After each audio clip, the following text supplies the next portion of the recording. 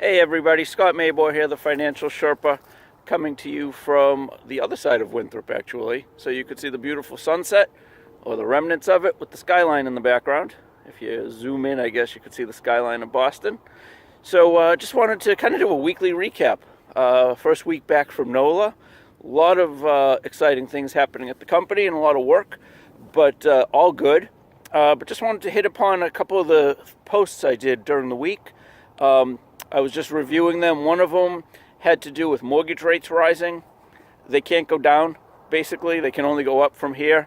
But keep in mind, the rates were lowered by the Obama administration to kickstart the economy, and maybe Bush before that. But the economy is booming, effectively, so the rates really can't stay artificially low.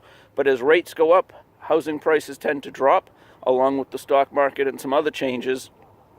I always advise clients, do not leave the equity in your home It doesn't do you any good. The house won't appreciate any faster if you don't have a mortgage on it.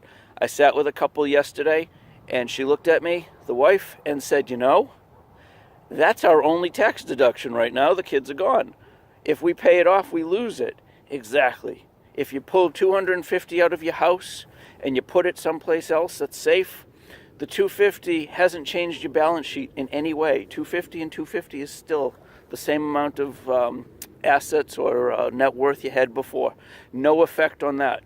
The other thing I wanted to mention is there was an article about employer-based life insurance. Employer-based life insurance is a great thing, not knocking it, but you need to know the details.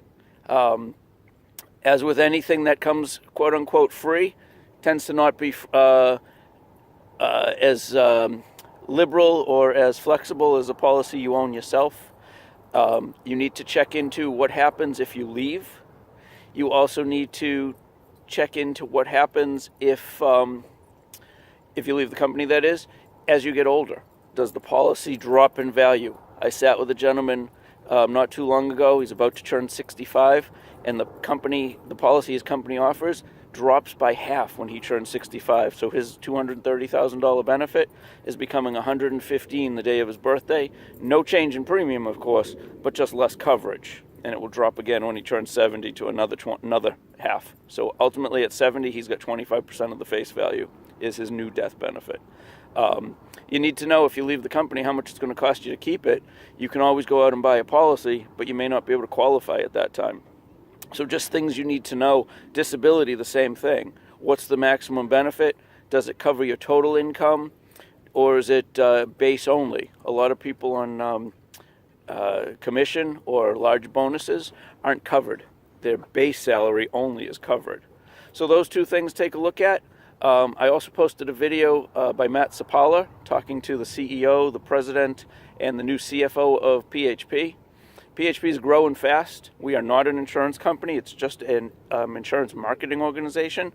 Very common in the industry, but PHP is doing it a little bit different and growing like crazy here in the New England area and across the country, and potentially internationally as well. So a lot of good things happening with that. So there was one other thing I was going to mention, but take a look at the videos or the articles. Feel free to ask me any questions, and have a wonderful weekend. Talk to you all soon.